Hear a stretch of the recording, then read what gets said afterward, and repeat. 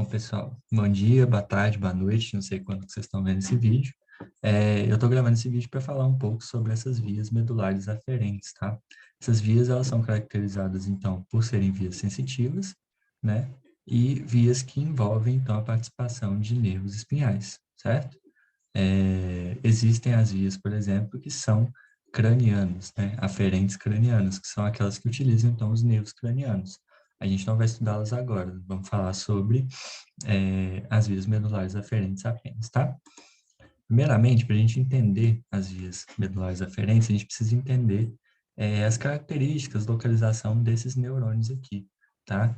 São três neurônios principais, existe um quarto tipo de neurônio que a gente vai ver mais para frente, mas inicialmente vamos falar sobre esses aqui, tá?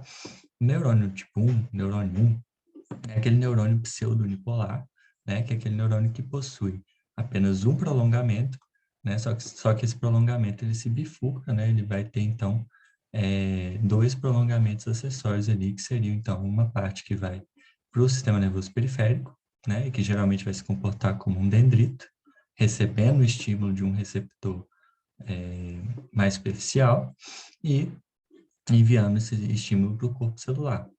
E o outro prolongamento vai para o sistema nervoso central, né, que vai, então, agir como um axônio mesmo, levando esse estímulo ou para uma outra célula, né, ou para outro neurônio, ou para um órgão efetor, né? Então, esse é o neurônio pseudo-unipolar. Os neurônios 1, eles são pseudo-unipolares.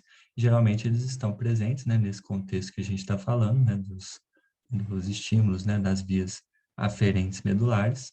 Eles estão presentes nos gânglios das raízes dorsais dos nervos espinhais. No caso dos neurônios do tipo 2, esses neurônios eles vão estar presentes ou na coluna posterior da medula ou em núcleos no tronco encefálico. Quando a gente fala em núcleos no tronco encefálico, eu estou falando dos núcleos graço e cuneiforme, né, na parte posterior ali do bulbo, que vão fazer parte ali da via do tato epicrítico, da propriocepção consciente, sensibilidade e vibração, que é a mesma via para essas três sensações aqui. E no caso da coluna posterior, a gente vai encontrar, então, os neurônios 2 nas vias de temperatura, né, dor e temperatura, pressão e tato protopático e propriocepção inconsciente, certo? E os neurônios do tipo 3 geralmente vão ser encontrados no tálamo, né? E eles vão chegar, então, na região ali do córtex por meio das radiações talâmicas, que a gente vai ver um pouco mais para frente. Então, é bem importante entender a ideia, né, desses neurônios aqui, porque eu vou falar deles para o resto da videoaula, tá certo? Bom, além de entender os tipos de neurônios, a gente precisa entender os tipos de receptores, que existem receptores que são esteroreceptores, interoreceptores e proprioceptores. Os esteroreceptores, eles são mais superficiais, e eles podem ser termorreceptores, mecanoreceptores e os nossos receptores. Nossos receptores são os receptores de dor, tá? Que também podem ser interoceptores, porque os interoceptores são aqueles mais viscerais, ou seja, eles vão estar mais ligados, então, às vísceras. Então, as vísceras sentem dor, né? Então, elas possuem também nociceptores, tá? Mas, além disso, elas possuem receptores de estiramento e quimiorreceptores. E os proprioceptores, eles são aqueles que estão presentes em músculos, tendões e articulações. E eles estão relacionados com a ideia de sinestesia, certo? Então, é só entender um pouco sobre essa questão aqui dos receptores. Eu vou falar um pouco mais sobre receptores também em cada via, mas aqui é só para vocês pegarem os tipos de receptores que a gente pode ter, tá certo? Bom, primeira parte aqui, vamos falar então sobre a divisão da substância cinzenta. Porque eu vou estar falando sempre de coluna posterior, né, de região intermédia de substância cinzenta, né? Então, é sempre importante a gente ter em mente, né, essa imagem aí para ajudar a gente no entendimento. Então, aqui, olha, seria então a região do sulco mediano posterior, né? Sulco intermédio posterior, aqui seria então a região do fascículo graxo e fascículo cuneiforme no funículo posterior, certo? Aqui a gente tem a coluna posterior, coluna lateral, coluna anterior, substância cinzenta, certo? Essa região aqui de substância cinzenta é a intermédia lateral, que a gente vai ver um pouco mais para frente, tá? Então, é só para a gente entender. A parte de substância cinzenta são as colunas, e a parte de substância branca nós vamos falar de funículos. Funículo posterior, funículo lateral, funículo anterior, certo? E aqui é a região da comissura branca, que a gente também vai falar um pouquinho, tá certo? Só para a gente ter, então, uma referência anatômica aqui dessas estruturas, tá? Bom, os receptores de terminações livres são esses que estão marcados aqui por esse círculo vermelho, né? O que que quer dizer quando eu falo terminações livres? É justamente isso. As terminações nervosas dos neurônios 1, ou seja, os pseudounipolares, ou seja, a ponta, né, dos axônios de cada um deles, chegam, então, numa região próxima, que é a superfície da pele, né? Então, é um esteroreceptor, e aí a gente tem essa região aqui de receptores. Por que que eu estou falando disso? Porque a próxima coisa que eu vou falar, né, vai ser sobre as vias de dor e temperatura, e as vias de dor e temperatura vão utilizar, então, essas terminações livres como receptor, certo? Então, beleza.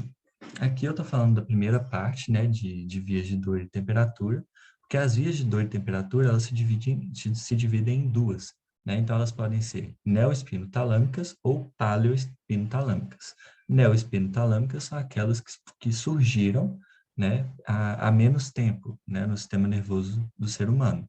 E a paleoespinotalâmica é aquela que surgiu mais antigamente, então está mais longínqua na história evolutiva do ser humano, certo? A neoespinotalâmica, ela vai ser descrita da seguinte forma. Eu tenho aqui o neurônio 1, esse neurônio 1, como vocês podem ver, ele é pseudonipolar, ele tem um prolongamento periférico e um prolongamento central. Esse prolongamento periférico aqui, ele vai, então, para os receptores, então ele vai chegar até a região lá das terminações nervosas livres, as próprias terminações nervosas dele vão ser o receptor, né, para dor e temperatura.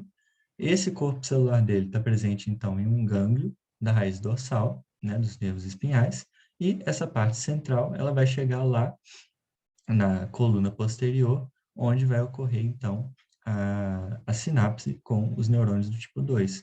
Os neurônios 2 partem, então, o corpo deles, né, está presente na coluna posterior, eles partem, então, ventralmente, né, na medula, na superfície da medula, ventralmente, e vão, então, passar pela comissura branca, cruzando, então, o plano mediano anterior, o plano mediano, certo? Então, eles vão cruzar o plano mediano, vão fazer uma decussação, né? E aí vai ficar para o lado oposto. Para onde que eles vão? Eles vão para o funículo lateral do lado oposto, certo? Então, sempre para o funículo lateral do lado oposto. Quando eles chegam no funículo lateral do lado oposto, eles começam a subir. Então, eles vão ascender, né, o sentido cranial, e vão formar, então, o trato espinotalâmico lateral. O trato espinotalâmico lateral vai subir, certo? Vai chegar aqui no bulbo, passar pelo bulbo e chegar na ponte. Quando o trato espinotalâmico lateral chega na ponte, ele se junta ao trato espinotalâmico anterior, que a gente vai ver um pouco mais para frente, e formam, então, o leminisco medial, certo? O leminisco forma, então, desculpa, leminisco medial não, leminisco espinal, certo? Então, eles formam o leminisco espinal e vão até o tálamo, na região ali do núcleo ventral póstero-lateral do tálamo, onde vão estar, então, depositados ali os corpos dos neurônios 3, que vão simplesmente gerar, então, essas radiações talâmicas para regiões ali do córtex cerebral, principalmente para o giro pós-central, né, que é uma região ali importante para dor e temperatura, mas lembrando que dor e temperatura já possuem, então, a sua transformação para um estímulo consciente na região do tálamo, tá? Então, já vai acontecer antes de chegar no córtex, tá? Então, só relembrando que é o leminisco espinhal que é formado pelos tratos espinotalâmico lateral e espinotalâmico anterior, tá? E aí vão subir aqui para o tálamo, na região aqui do núcleo ventral posterolateral do tálamo, certo? Então, a outra via, que é a via, então, pseudo-espinotalâmica, né? Aqui está escrito justamente isso, está tampando aqui, mas só para a gente saber. Está escrito, então, a via pseudo-espinotalâmica, que ela está relacionada com a dor inespecífica, dor de queimação, tá? O neoespinotalâmico, ele está relacionado com dor aguda, tá? Dor específica. Então, é só uma diferenciação que a gente pode fazer entre eles, tá? No caso aqui da pseudoespinotalâmica, os neurônios 1, eles vão ter as mesmas características dos neurônios 1 lá da anel espinotalâmica, certo? Então, vão estar presentes em gânglios dorsais das raízes medulares, parte periférica vai para as terminações livres e a parte central vai para a coluna posterior, onde vai ocorrer a sinapse com os neurônios 2. Os neurônios 2, né, alguns deles, então, eles estão na coluna posterior, e alguns deles vão para a linha mediana, vão cruzar a linha mediana, e vão, então, para o funículo lateral do lado oposto, e outras vão para o funículo lateral do mesmo lado, certo? E vão subir e vão formar o trato espino-reticular, né? Então, quando elas sobem, né, então as fibras, né, os axônios que cruzam a linha mediana e aqueles que não cruzam a linha mediana, os que cruzam chegam no funículo lateral do lado oposto, e os que não cruzam ficam no funículo lateral do mesmo lado, né? E aí eles vão subir, eles vão em direção cranial, formando o trato espino-reticular. Por que que eles chamam de trato espino-reticular? Porque os neurônios 3, né, nesse caso, eles vão estar presentes na formação reticular no tronco encefálico. Vai ser diferente, então, lá da anel espinotalâmica, na qual os neurônios 3 eles já estão presentes lá no tálamo, né? Então, esse processo aqui, ele é um processo que possui mais etapas, né? Porque ele vai ter, então, os neurônios 3 num local intermediário, na formação reticular do tronco encefálico. Esses neurônios 3, eles podem enviar, então, esse estímulo tanto para a amígdala, né? Então, quando ele manda para a amígdala, ele vai gerar, então, aquela sensação de sentimento relacionado à dor, né? Então, emoção relacionada à dor. E também vai, então, para os núcleos intralaminares lá no tálamo. Nos núcleos intralaminares, no tálamo, é o local onde estão, então, os neurônios 4, que vão, então, fazer o papel que os neurônios 3 geralmente fazem nas outras vias, que é de gerar, então, radiações talâmicas para as regiões corticais, né, do cérebro, né, o córtex cerebral, certo? Então, é basicamente assim que acontece a pseudoespina talâmica. Lembrando que, então, as diferenças entre a pseudoespina talâmica e a neoespina talâmica é que a neoespina talâmica está relacionada com dor aguda, dor específica, e a pseudoespina talâmica está relacionada com dor inespecífica, geralmente relacionada à dor de queimação, né? E no caso aqui dos neurônios 2 da pseudoespina talâmica, eles podem cruzar a linha mediana, como também podem não cruzar a linha mediana. No caso da neoespina talâmica, eles não cruzam, certo? Que é essa aqui que eu mostrei para vocês, que eles vão cruzar aqui nessa região aqui, mas depois eles continuam do mesmo lado. Todos vão cruzar. No caso da pseudoespina talâmica, alguns cruzam, outros não, certo? Então, são essas as diferenças entre os dois. No caso aqui, né, da via de pressão e tato protopático, ela vai acontecer da seguinte forma. Você tem, então, um neurônio aqui pseudounipolar, que é o neurônio 1, né? Existem vários neurônios 1, né, que participam dessa via. O corpo celular dele está presente, então, nos gânglios, né, nos gânglios das raízes dorsais, né, da medula, né, dos nervos espinais. A parte periférica, então, vai lá para os receptores, certo? Receptores de pressão de tato. Geralmente, os receptores são os corpúsculos de Meissner e os corpúsculos de Ruffini, tá? Que participam nesse caso aí. E a parte central, ela vai chegar aqui e vai, então, se ramificar, né? Ela vai se bifurcar em parte ascendente, que é a parte mais longa, e a parte descendente, que é a parte mais curta. Essas duas partes vão chegar aqui na região da coluna posterior e vão fazer, então, a sinapse com o neurônio 2. Então, os neurônios 2, eles vão seguir ventralmente aqui, novamente, passar pela região da comissura branca, vão cruzar, então, o plano mediano, chegar nessa região, certo? E aí eles vão começar a subir. Eles vão começar a subir, mas a região que eles chegaram vai ser, então, o funículo anterior, certo? Diferente lá da dor e temperatura, que o funículo, que é o destino, né, do neurônio 2, o funículo lateral, nesse caso aqui é o funículo anterior. E aí vai ter uma participação muito importante, por quê? Porque vai formar o trato espinotalâmico anterior, certo? O trato espinotalâmico anterior, ele vai subir, então, até chegar na ponte, e na região da ponte vai formar, então, o leminisco espinhal, juntamente com o trato espinotalâmico lateral, lá da via de dor e temperatura que a gente já falou, certo? E aí esses neurônios 2 que estão formando esse trato espinotalâmico anterior e depois vão formar, então, o leminisco espinhal, vão subir, né, para a região do tálamo, na mesma região lá, do núcleo ventral lateral do tálamo, para gerar, então, as radiações talâmicas. E essas radiações talâmicas, elas vão chegar em regiões somestésicas, né, do córtex cerebral, certo? Então, essa é a via de pressão e tato protopático, certo? Os receptores de propriocepção consciente. Por que eu vou falar deles agora? Porque a próxima via que a gente vai falar é a via de propriocepção consciente, tato epicrítico e sensibilidade à vibração, certo? Então, os receptores de propriocepção consciente, eles podem acontecer de duas formas. Com fuso neuromuscular, então, fuso neuromuscular vai ser um tipo de receptor para propriocepção consciente, e os órgãos neurotendíneos, certo? Que são órgãos que possuem, então, terminações nervosas nessas regiões aqui dos tendões, né? Então, músculos, né? E alguns órgãos possuem também esse tipo de estrutura, que vão, então, servir como receptores para a propriocepção consciente, né?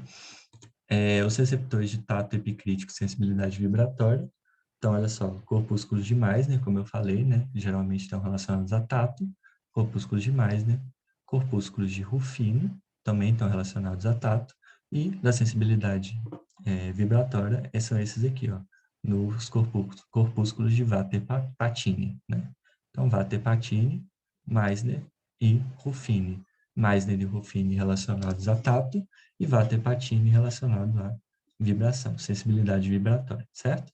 E aqui, só para dar uma especificada, só essa região aqui do folículo piloso possui, então, axônios que estão ali se dividindo nessa região, né? Vocês conseguem ver que ele está se enrolando aqui no folículo piloso, e isso é importante, então, para a sensação de dor, né, na região aqui dos folículos pilosos, tá? Só para especificar lá, porque na via de dor a gente não falou sobre isso, tá? Então, só para relembrar aqui desses receptores aqui que são muito importantes, tá? Nessa próxima via.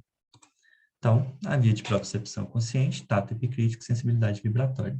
Quando a gente estuda, né, a parte lá dos fascículos grácil, cuneiforme, funículo posterior, a gente geralmente fala fascículo grácil cuneiforme tem a função de garantir a propriocepção consciente, tato epicrítico e a sensibilidade vibratória. Isso acontece por conta dessa via aqui, certo? Então, aqui a gente tem o neurônio 1 pseudounipolar, o gânglio sensitivo, né, da raiz dorsal, que vai conter os corpos desses neurônios. Parte periférica, então, vai lá para os receptores, né, corpúsculo de Meissner, Ruffini, Vater-Patini, que vão receber, então, essas terminações periféricas, e as terminações centrais, né, esse prolongamento central, para o sistema nervoso central, vai chegar aqui na região medial, né, da divisão medial posterior da medula, essa região aqui do funículo posterior, certo? E aí aqui vai ocorrer, então, a bifurcação em parte ascendente, que é mais longa, e em parte descendente, que é mais curta. E quando eles chegam nessa região aqui, eles vão passar, tanto um quanto o outro, vão passar pelos fascículos grácil e cuneiforme. O fascículo grácil está mais medial em relação ao sulco mediano posterior da medula, né? E em relação ao sulco posterior mediano, o fascículo cuneiforme ele está mais lateral, certo? E aí, o que vai acontecer? Esse neurônio aqui, ele vai subir, né, pelos fascículos grácil e cuneiforme, né? E quando chegar lá na região do bulbo, né, eles vão se depositar lá nos núcleos grácil e cuneiforme do bulbo. Os núcleos grácil e cuneiforme do bulbo estão na região posterior do bulbo, tá? A região posterior do bulbo que vai conter, então, esses núcleos. E ali, nesses núcleos, vão estar presentes, então, os corpos dos neurônios 2. Os neurônios 2, então, vão subir para a região do tálamo, né? E na região do tálamo, lá no núcleo ventral posterolateral, vai ocorrer, então, a radiação talâmica, né? Feita pelos neurônios 3 dessa via, né? Então, a radiação talâmica vai enviar, então, esse estímulo para o córtex cerebral, certo? Então, essa é basicamente a via, né, do trato epicrítico, da propriocepção consciente, da sensibilidade vibratória, certo? Só lembrando aqui que na região do bulbo, né, essa região aqui onde tem os núcleos, né, do fascículo grácil e do fascículo cuneiforme, vai ocorrer, então, a passagem, né, o corte aqui do plano mediano por parte aqui dos neurônios 2. Então, eles vão cortar para o outro lado, certo? Então, vai haver, então, uma inversão, vai haver uma decussação aqui nessa região do bulbo, certo?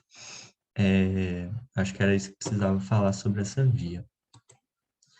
Agora, a via de propriocepção inconsciente, porque a propriocepção consciente ela acontece na mesma via que o tato epicrítico e sensibilidade vibratória. Mas quando a gente fala da via de propriocepção inconsciente, ela tem uma via só para ela. Propriocepção inconsciente tem uma via só para ela. Os neurônios 1, né, da via de propriocepção inconsciente, a parte periférica, né, presente lá nos gânglios sensitivos, né, das raízes dorsais, isso é um padrão, né, e elas vão chegar lá nos receptores. A parte central, então, vai ter uma bifurcação, vai se dividir, assim como as outras, menos a de dor e temperatura, o resto tudo divide no neurônio 1, né, vai dividir em ascendente, que é a parte longa, e descendente, que é a parte curta, né, e eles vão em direção à coluna posterior, onde vão estar presentes os neurônios 2, né? Só que nesse caso, a gente não tem neurônio 3, tá? Porque existe uma diferenciação dos neurônios 2 em cada parte da coluna posterior, né? E aí, por isso que eu coloquei aquela imagem lá que a gente viu sobre as colunas, né? E a substância cinzenta intermédia, porque aqui a gente precisa ter uma noção melhor disso aqui, né? Então, os neurônios 2, eles podem ser aqueles que estão presentes no núcleo torácico da coluna posterior, e aqueles que estão presentes ou na base da coluna posterior ou na substância cinzenta intermédia, né? Então, essa localização aqui vai diferenciar os neurônios 2 da via de propriocepção inconsciente. Aqueles que estão presentes, então, no núcleo torácico da coluna posterior, eles vão, então, passar pelo funículo lateral do mesmo lado, então não vai haver passagem ali pelo plano mediano, certo? Vão continuar no mesmo lado, vão passar pelo funículo lateral, e eles vão cranialmente formando o trato espino-cerebelar posterior. Por que chama espino-cerebelar? Porque no caso da propriocepção inconsciente, o processamento, né, dessa informação é feito no cerebelo, certo? Então, o trato espino-cerebelar posterior, ele vai chegar no cerebelo por meio do pedúnculo cerebelar inferior. E no caso aqui dos neurônios 2 que estão presentes, então, na base da coluna posterior ou na substância cinzenta intermédia, né, eles vão passar pelo funículo lateral do lado oposto, então vai haver sim o cruzamento do plano posterior, do plano mediano, né, e eles vão cranialmente formando, então, o trato espinocelular anterior, né, e eles formam o trato espinocelular anterior que vai subir e vai entrar pelo pedúnculo cerebelar superior. Só que, então, olha só, o dos neurônios tipo 2, que estão no núcleo torácico, né, da coluna posterior, vão entrar pelo pedúnculo cerebelar inferior, e os que estão presentes ali na base da coluna posterior e na substância cinzenta intermédia, eles vão passar, então, pelo pedúnculo cerebelar superior, tá? Só que aí o que acontece é o seguinte, essa via, ela é uma via homolateral, ou seja, ela não vai ter nenhum tipo de cruzamento nas respostas dela, né? Então, isso sugere para a gente, né, que vai haver um outro cruzamento, né, desse trato espinocerebelar anterior em outro local, né? Então, esse trato, ele provavelmente ele vai cruzar novamente em outro local, tá? O livro não especifica em qual região que isso acontece, mas sugere-se que isso acontece porque é uma via homolateral. Se isso não acontecesse, a via não seria homolateral, ela seria uma via cruzada, certo? Então, é basicamente aí sobre essas vias. Só comentar também que a via aferente visceral, ela vai acontecer, então, com o auxílio do sistema nervoso autônomo, né? Porque geralmente, esses estímulos são inconscientes, né? Então, não precisa chegar lá na parte de consciência, né? Para a gente conseguir fazer esses estímulos chegarem no lugar que eles precisam, né? Então, no caso das vias viscerais, esse estímulo vai passar ou pelo parasimpático ou pelo simpático, beleza? Então, é isso, pessoal, tá? Esse vídeo um pouco mais rápido, falando sobre as vias medulares. E é basicamente isso, é uma parte simples, mas é muito importante para entender as partes mais para frente, né? Tem muito conteúdo, muita informação, mas os esquemas, eles ajudam bem, né? E tanto os esquemas do livro, quanto os mapas conceituais que estão nesse vídeo, né? Eles ajudam bem a gente conseguir entender cada parte ali de cada via que a gente vai precisar lembrar mais para frente, tá certo? Então é isso, pessoal. Obrigado. Falou.